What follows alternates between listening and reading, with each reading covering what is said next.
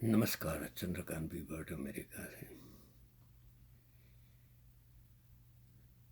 मैंने एक जो फेसबुक व्हाट्सएप पर जो मुझे मिलता है उसमें से एक तस्वीर और उसमें जो लिखा था वो मैंने पढ़ा, जो आप तक पहुंचाने की कोशिश करता हूं कि 1870 की एक तस्वीर जो दहाई की देखी, the people of India series में वो छपी है।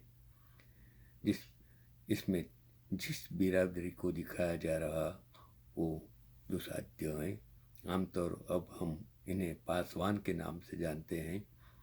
पासवान शब्द फारसी के PAASBAAN पासबान का फिलहाल बिहारी वर्जन है।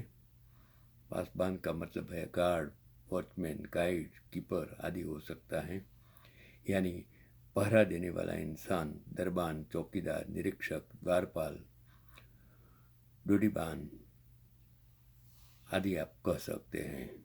तो जो आप बिहार में जो पासवान जो हैं उसका मतलब मैंने जब पढ़ा तब मैंने सोचा कि आप तक पहुंचाऊं।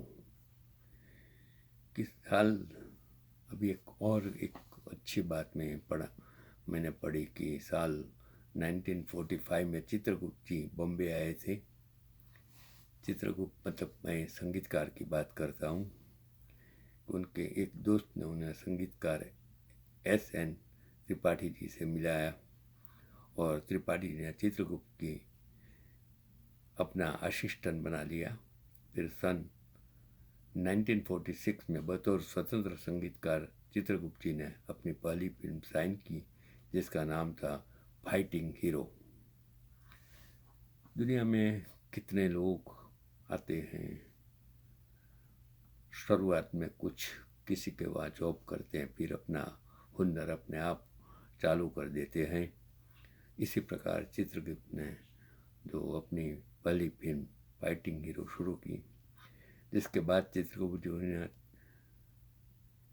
चित्रगुप्त जी ने तूफान, क्वीन 1946, लेडी रॉबिन हुड 1946, जादुई रतन 1947, stunt queen 1947, Mala the mighty 1948, जय हिंद 1948, भक्त पुंडालिक 1949, शौकीन 1949, सर्कस वाले 1950, वीर बबरुवाहन 1950 इत्यादि इनकी पहली हिट फिल्म थी। और सिंदबाद द सेलर, इस फिल्म का गीत अदा से झूमते हुए बड़ा हिट हुआ था, जिसे शमशाद बेगम और मोहम्मद रफ़ी ने गाया था। और कहा जाता है कि ये फिल्म चित्रगुप्त जी को श्री रामचंद्र जी की सिफारिश पर मिली थी। श्री रामचंद्र को चित्रगुप्त जी द्वारा कंपोज किए हुए कुछ गीत बहुत पसंद आए थे। और आज जो अभी उनकी पुण्यतिथि गई, जो 1991 14 जनवरी, वो 73 साल की उम्र में उसका निधन हो गया था। तो ये जो किस्सा टीवी वाले ने उसकी कहानी लिखी थी और उसको शत शत नमन हम करते हैं।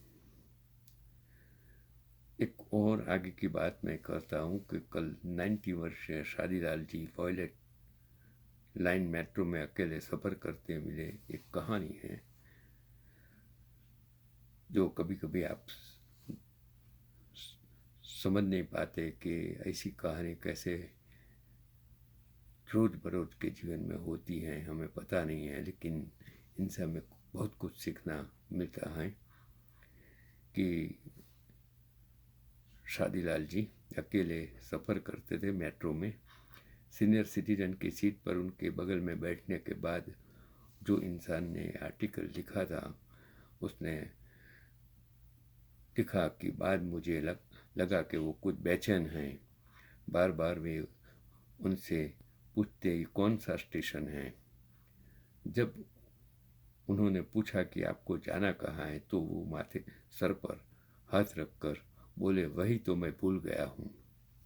कितने सारे इंसानों की याद शक्ति का ही प्रश्न है, भूल जाते हैं।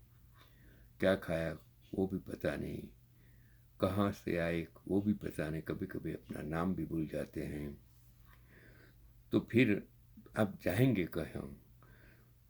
उन्होंने हैरानी से पूछा। शादीलाल बोले, एक बड़ा सा स्टेशन है ना। तो फिर वो इंसान ने कहा कि नई दिल्ली, राजीव चौक, कई नाम लिए उन्होंने। सबको शादीलाल ने नकार दिया। ये नहीं, एक स्टेशन है न सेंटर में जहाँ गाड़ी बदलते हैं। फिर उसने पूछा कि सेंट्रल सेक्रेटरिएट? खुशी से चमकते चेहरे से शादीलाल जी बोले, जी हाँ, जी हाँ, थैंक यू, थैंक यू। फिर उसने पूछा कि सेंट्रल सेक्रेटरिएट से आप किधर जाएंगे? तो वो फिर उसने कहा कि वो तो मुझे याद नहीं, आई एम 90 ईयर्स ओल्ड, कुछ आप बताइए। पहले की सारी खुशी को अलविदा कर एक बार फिर शादीलाल पुरानी अवस्था में आ गए।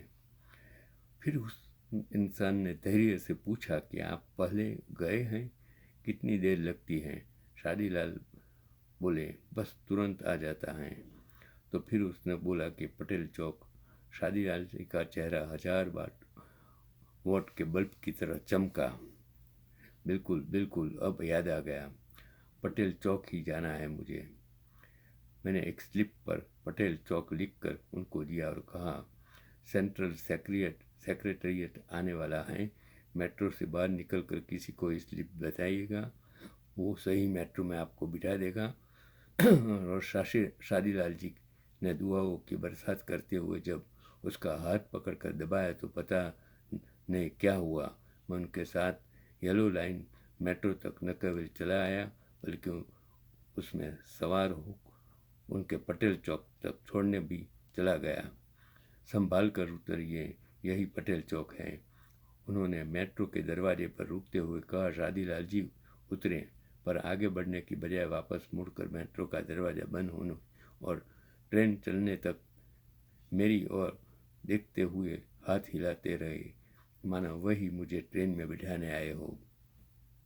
और शादीलाल जी की समस्या समझने, निदान सोचने, एक मेट्रो से दूसरी में जाने और उसका अगला स्टेशन आने की पूरी प्रक्रिया ताबड़तोड़ 5 मिनट में ऐसी गतिमान हुई कि कई जिज्ञासाएं अनुत्तरित रही, जैसे उस उम्र में अकेले क्यों निकलना पड़ा, जिससे मिलने की बेताबी में यूं घर से वो निकल पड़े। अभी भी बच्चों के साथ रहने का सौभाग्य है या नहीं, ईश्वर ने कभी फिर मुलाकात कराई तो ज़रूर पूछेंगे। सवाल यही है कि अगर आपके घर के कोई बुजुर्ग अकेले यात्रा करते हो तो उनको घर और गंतव्य का पता, मोबाइल नंबर लिख कर अवश्य देने या गले में टांग दें, इससे ज़रूरत पड़ने पर कोई उसकी सहायता कर सके। इसे बिना पूछे शेयर जो आप किसी को भी ये बात समझाएंगे कि अगर आपके घर में शादीलाल जैसे इंसान हो, बूढ़े हो, बुजुर्ग हो या किसी की याद शक्ति कम, तो उसको कुछ लिख कर दो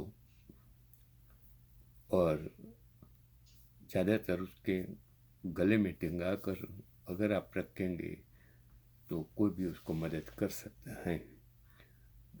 बदलते ज़माने के साथ हमें अपनी आदतें बदलनी होगी और ऐसे बुजुर्ग के साथ कभी न कभी आप कोई न कोई इंसान होना ज़रूरी होता है कि जो इंसान की याद शक्ति कम हो, याद शक्ति ख़त्म हो गई हो, बूढ़े हो, जो विकलांग हो, तो आपको ज़रूर उसको मदद करनी चाहिए।